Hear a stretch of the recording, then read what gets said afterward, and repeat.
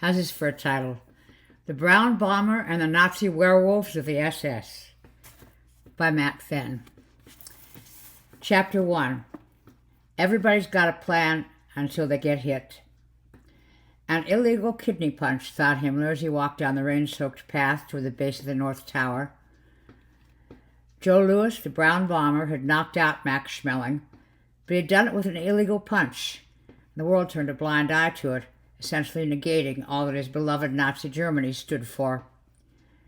Himmler stopped for a moment to calm his nerves, looked up into the stormy night sky, wiped the raindrops from his spectacles, was finally soothed by the magnificent sight of his center of occult operations, Castle Wolfsburg, looked positively regal lording over the surrounding woods.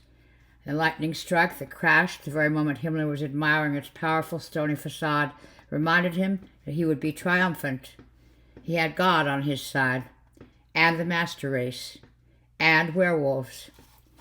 Himmler took a deep breath, then threw open the metal door to the crypt of the castle's north tower, descended the moldy steps to the iron bars below, and reached into his pocket for the keys to open them. After a few attempts, Himmler finally found the right key. Have to mark it with a little swastika or something, he thought to himself, then stepped into the circular room. The deep pit in the center of the crypt reeked of human suffering, and Himmler noticed that the swastika engraved in the ochre stone ceiling overhead was splattered with dried blood and flecks of long-rotten carnage. He crossed to the edge of the pit and looked down into the darkness. He smiled at the man chained below. The Brown Bomber did not smile back. Joe Louis stared the ugly German down until he hauled his Nazi butt away. It wasn't until he heard the iron bars close and lock behind Himmler he let the strains of trouble return to his normally solemn visage. He rubbed his ankle where the iron manacle had dug a deep gash into his skin, wondered again how he, Joe Louis, America's hero, had ended up down here, wasting away in a dank pit at the bottom of a Nazi castle. He didn't have to join the army back in '42. He had plenty of friends and family who told him as much every day before his departure. Most of the people he knew, most of his people, tried to talk him out of it. His trainer, Jack Blackburn, had taken him to task. "Why are you going to go and risk your life for a country that ain't done squat for you?" he'd asked. "Only thing America ever done is hold you down," he'd crowed. "Hell, champ, they don't even let coloreds fight on the front lines, so why are you going to throw away your career when they don't even want you?" he'd bickered. But Jack Blackburn had also suggested early on that the Brown Bomber only fight other African Americans, and look how wrong he'd been about that. Besides, Joe Louis didn't think the race issue was quite that simple. At least he hoped not. And ironically, it was because of his great Nazi foe, Max Shmeling. How many men in America, black or white, had been invited to the White House by the president himself? Joe Louis would never forget having dinner with President Roosevelt, who'd squeezed his arm and told him that America needed muscles like his to beat Germany. Joe Louis remembered Shmeling arriving in New York for their rematch, the Nazi Party publicist telling the press that black man could never defeat a member of the Aryan race, and that Schmeling's prize money would be used to build German tanks. For one moment in time, the entire country unanimously agreed on something. Joe Louis had to defeat Max Shmeling. A black man had to defeat a white man. It seemed to Joe Louis that when pushed into a corner, America could come to her senses. The fight quickly became more than just a boxing match. It was bigger than sport. It was broadcast on radios all over the world, and 70,000 people had packed into Yankee Stadium on the night of the fight to see if good or evil would prevail. 2 minutes and 4 seconds later, they had their answer. 2 minutes and 4 seconds of murder, one announcer called it. The Brown Bomber destroyed Shmeling with a series of swift lefts and nasty rights, fists like hammers to the face and body, pummeling his opponent with a barrage of brutal blows, knocking Shmeling to the mat 3 times in the first round before his trainer threw in the towel, which was meaningless because Shmeling stayed down long after the third 10 count was over, the white towel hanging as limply on the ropes as the big dumb German. Every tavern in the country was stuffed to the gills as America celebrated her defeat of Nazi Germany on that warm summer night in 1938. America was young and victorious and a light in the darkness of the encroaching World War. In the center of it all was her hero, Joseph Louis Barrow, the brown bomber. Ugly as Joe Louis knew America could be, he had also seen how she could rally around a just cause. By the time the war rolled around 4 years later, he'd already made up his mind. It was like he told those reporters the day he left for the war. Lots of things wrong with America. Hitler ain't gonna fix them. And his service to America would have been so easy, really. Nothing like the brutal training regimen he'd put himself through 4 years ago to fight Shmeling. All Private Joe Louis had to do was travel around Europe, visit with the troops, put on a few boxing exhibitions, all while raising morale overseas and at home. That was the plan, anyway. But who knew Himmler was such a boxing fanatic? Himmler and his occult corps had learned the whereabouts of the brown bomber's latest exhibition and attacked the small base with a vengeance. The last thing Joe Louis remembered about the surprise attack was the Luftwaffe flying overhead, so many bombs and German paratroopers raining down that the blue sky went black. Several days later, he woke up in his dank little pit inside the Nazi castle, shackled to a chain in the center of the dungeon. A wolf howled from somewhere deep inside the north tower. Joe Louis bit his nails. Whatever they had planned for the brown bomber, he knew it couldn't be good. Looking back, Max Shmeling was glad the Hindenburg blew up. After the first time he fought Joe Louis and beat him soundly, knocking him out in the 12th round, he'd been whisked back to Germany as a national hero aboard the famous Zeppelin airship. He was bigger than God, bigger than Hitler. He'd been featured in so many newsreels and propaganda films, he finally lost count somewhere after 200 appearances. He'd even managed his own triumph of the will by betting both Leni Riefenstahl and Eva Braun at the same time. Maximilian Adolf Otto Siegfried Shmeling was the toast of Nazi Germany. He was wined and dined and treated like a true national treasure. Life was good, until he lost the rematch. In the moments immediately following his embarrassing defeat at the Negro's hands, the German press tried to push the idea that the brown bomber had used an illegal kidney punch to defeat him, an idea that Himmler immediately latched onto, but even Shmeling knew it wasn't going to fly. And so, gone was his regal Hindenburg lift home. It seemed like poetic justice to Shmeling that there was no more Hindenburg left to add insult to injury. Gone were his adoring fans and female companions, and fine wines and gourmet meals. The black Ulan of the Rhine was lower than chopped sauerkraut. He was shunned from German publicity and movie premieres, portrayed as a disgrace to the master race, cast down to the lowest rungs of society, and thusly drafted into the war just like every other expendable young German plebeian. For all he had done or attempted to do for his beloved country's pride in fighting the mighty Joe Louis 2 times, he was ordered to serve in the Luftwaffe, the German Army's highly dangerous and often fatal paratrooper unit. 4 years and too many insults to count passed in the dredges of the German Army, until that fateful day when his unit got wind of the brown bomber's whereabouts. Shmeling was the first to volunteer to make the jump into enemy territory. He couldn't wait to see the look on Joe Louis's face when the Negro saw his old German foe swooping down from the heavens above like a Nazi god to capture and punish him. Maybe the old adage was true. Maybe the third time would be the charm. Maybe they would have the third and final match out on the battlefield, man to man, bare knuckles to bare knuckles, like Jack Johnson and Big Jess Willard 30 years before. The white man pummeling the black man into submission in the 26th round. And maybe, just maybe, in defeating the brown bomber in their third and final match, Max Shmeling could reclaim his once bright and shining glory in the eyes of his Nazi commanders. Or maybe not. Second Lieutenant Shmeling was indeed the first soldier to come across Private Louis's body, but he was disappointed to discover that the brown bomber had been knocked unconscious by the force of the falling bombs.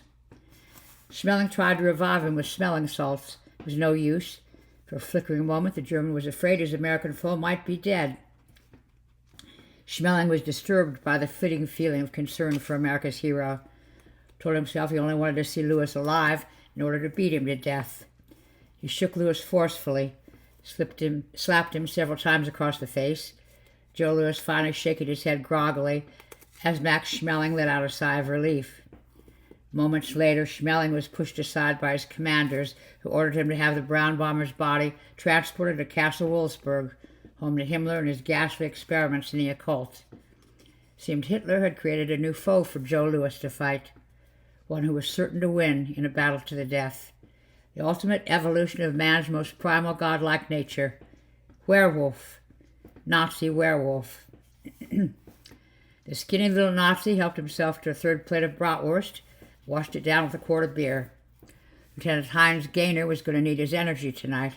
Didn't help his nerves any that Himmler had been flitting around all day like a chubby little cherub. There was a part of Gaynor that wished he could start all over. He'd do many things differently, certainly. But the top of the list of colossally dumb mistakes he'd made, he figured that turning himself into a werewolf to get on Himmler's good side probably took the German chocolate cake. It had been over a year since Himmler and his occult corps had captured the Nazi Party's first pack of werewolves in the Black Forest. But all attempts to breed the creatures with other wolves to create an army of Nazi werewolves had proven futile. For reasons beyond Himmler's and his occult scientist's comprehension, even fatal. After months of trying to breed the vicious creatures, their supply had dwindled down to one. Which is why Himmler asked for volunteers. Human volunteers.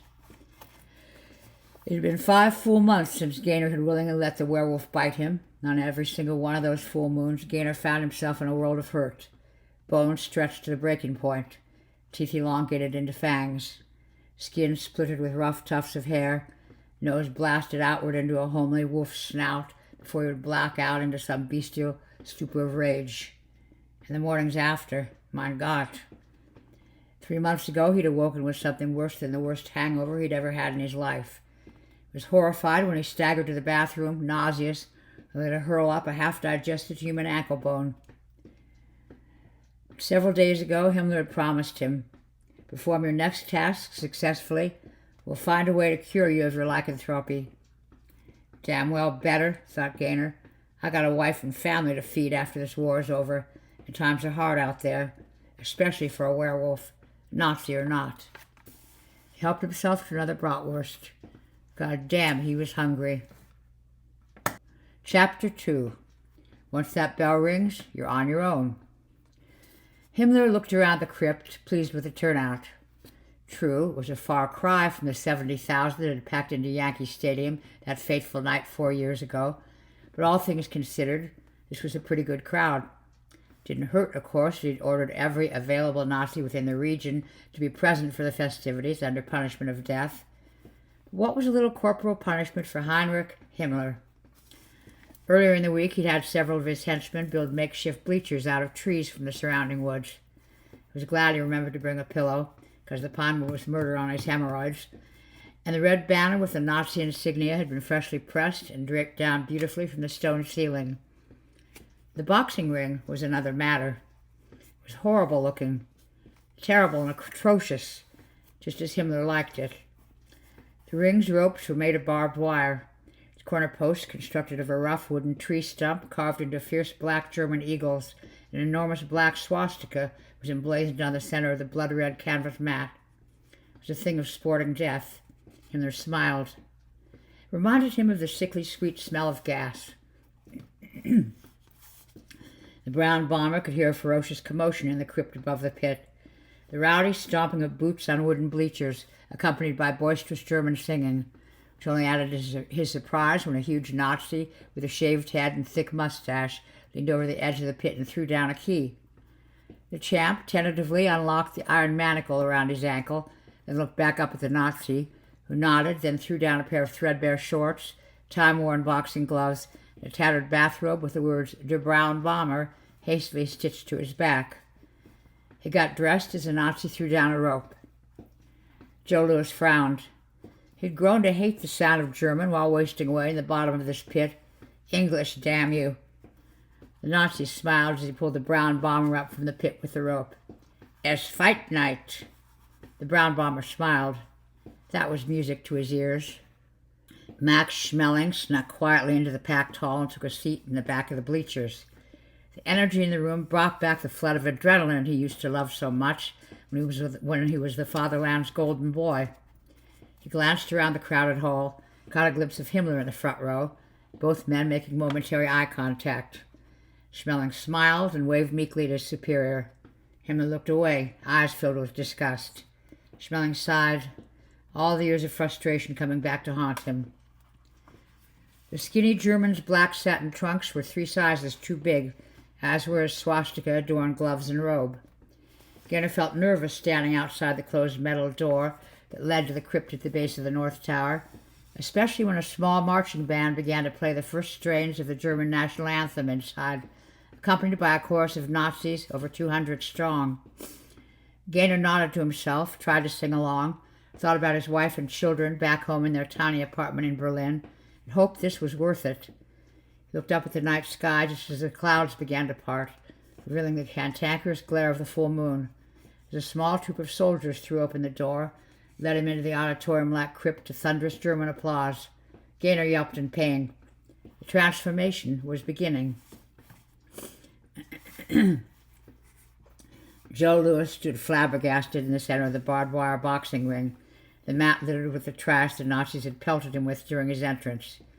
He watched in disbelief as his opponent was led stumbling toward the ring, the soldiers accompanying the scrawny German soldier forced to hold him up along the way, his body clearly being racked by savage flashes of pain.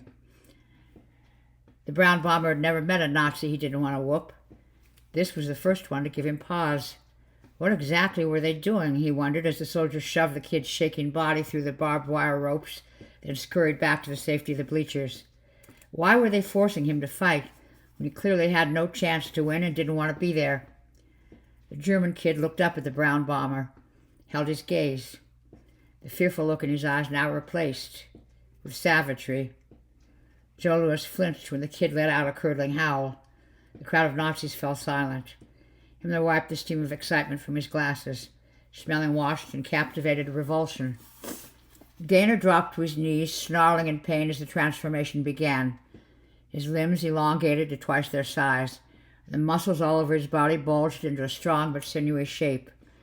The bones in his face cracked as they were thrust forward of their own accord, his mouth and nose merging into one large snout of bone and cartilage, his teeth pulled painfully into dull fangs, his stretching and ripping skin quickly congealing with a grotesque smattering of wet hair, as black and coarse as the beast's furiously pounding Nazi heart. His feet extended into agile paws with opposable digits, his eyes into yellow deadly slits, his tongue into a thick black corpuscle-riddled thing, his lower vertebrae into a disgusting tail as heavy as a bullwhip. Gaynor's black satin boxing shorts now fit him perfectly, as did his enormous swastika-adorned robe and gloves. The crowd of Nazis finally reclaimed their boisterous energy when the werewolf leaped to its strong hind legs, ripped its robe into tatters, revealing a hulking chest matted with a down layer of fur, and raised its right boxing glove high into the air, its forearm pointing ramrod straight to the swastika engraved in the ochre stone overhead, and howled the only words a dumb animal could possibly howl. Heil! Joe Louis was stupefied. This was a far cry from his Bum of the Month club, and while I'd also seen a lot of scary fighters up to that point in his career, Primo Carnera, Buddy Bear, who'd even knocked him through the ropes in the first round of their fight, James Cinderella Man Braddock, and Billy Conn, to name a few. The brown bomber had never seen anything like this. He stood frozen in his corner, staring in horror at the snarling beast in the black satin Nazi trunks and boxing gloves that stood across the ring from him. It wasn't until the bell rang that Joe Louis was snapped from his stupor. The crowd roared as the Nazi werewolf darted across the ring toward its opponent, saliva dripping from its snapping jaws as it leaped into the air to pounce on its prey. That's when the brown bomber's instincts kicked in. He crouched low, blocking the beast's attack, a strong left forearm followed by a wrecking ball right hook to its rib cage. The Nazi werewolf yelped in pain as several broken ribs ripped through its hairy torso. Joe Louis used the momentary lull in the attack to strike again. He pummeled the beast with a barrage of left-right combinations to its body and skull, its left yellow eye sealing shut, its snout dribbling blood like a leaky faucet. Himmler himself was splattered with the werewolf's blood. And that's when the brown bomber really got down to business. He blasted the beast with a series of deadly blows. The auditorium was stunned into silence. The brown bomber was on the verge of embarrassing Nazi Germany once again. But the Nazi werewolf turned its jaws directly toward the brown bomber's right hand as he was about to deliver the killing blow, clamped its jaws down on Joe Louis's fist. For a moment, the champ was afraid that he too might be turned into one of the godforsaken creatures, until he realized that his boxing glove was protecting him. The Nazi werewolf had locked its strong jaws down on the brown bomber's right glove like a German shepherd wrestling with a chew toy. The beast shook its strong head and neck back and forth, nearly ripping the brown bomber's arm from its socket. Its jaws locked tight as Hitler's sphincter on Joe Louis's boxing glove-protected hand, easily overpowering him. Max Shmeling leaned forward in his seat for the first time that night, realizing that the brown bomber might actually lose this fight. Himmler smiled and rose to his feet, cheering wildly in his high-pitched little voice, his fat cheeks flush, his beady eyes watery with emotion. The brown bomber tried to wrangle free, quickly realized it was futile. Jaws still clamped down on its opponent's right glove. The werewolf then used its leverage to knock the champ down, a wolfen version of a judo takedown. The champ's arms still locked in a furry armbar, and straddled him with the rest of its massive body, pressing down on the champ's ribs, pushing the life out of him, opening its jaws so wide that its mandible actually cracked slightly, a globule of blood-soaked drool cascading down as the beast leaned in to kill Joseph Louis Barrow. His final infinitesimal moments slowed down into a flash of eternity, and the brown bomber had time to consider on his life. He wondered if he had made the world a better place during his short time living in it. Was he really as important to his country's history as everyone made him out to be? At the risk of being vain during his last moments of life, he thought that he could answer yes to both of these things. Were it not for his victory over Shmeling 4 years earlier, his young country might not have been able to sustain its blissful lack of fear about the encroaching Nazi tide. Were it not for the brown bomber, those little shreds of hope that got most Americans through the big swath of life might have been obliterated, imperceptibly turning the world into a place void of optimism, which, as Joe Louis himself knew from stepping into the ring many a night, was the only thing that got you through to the final rounds.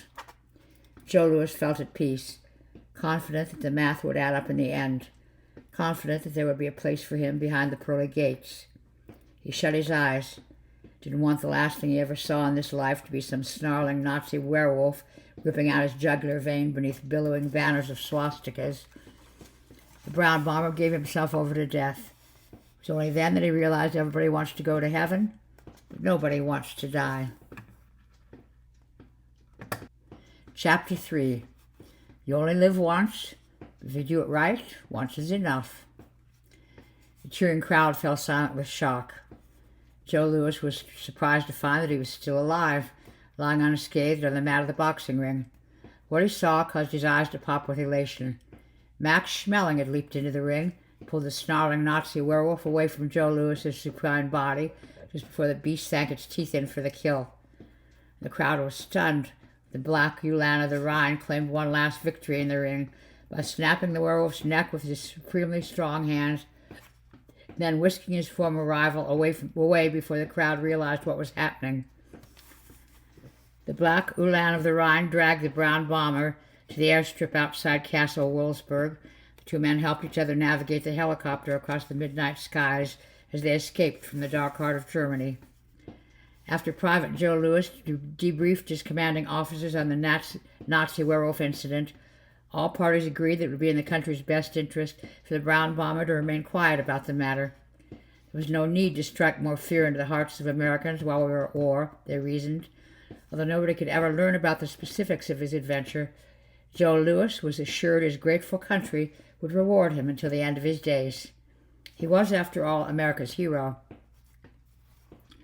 Joseph Louis Barrow died 40 years later, penniless and shattered by the IRS, which reduced him to a shadow of himself amidst a constant barrage of inquests for taxes owed on his winnings.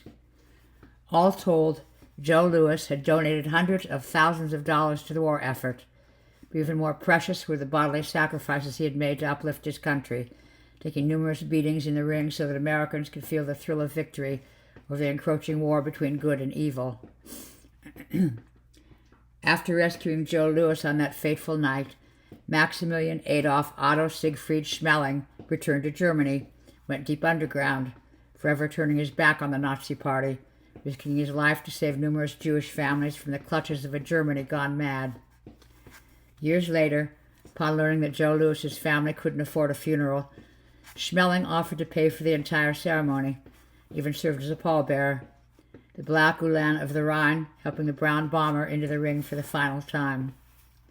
Max Shmeling wiped a tear from his eyes as they lowered the brown bomber's casket into its grave, nodded as he remembered the words he'd once heard about his great Nazi werewolf fighting rival. Joe Louis was a credit to his race, the human race.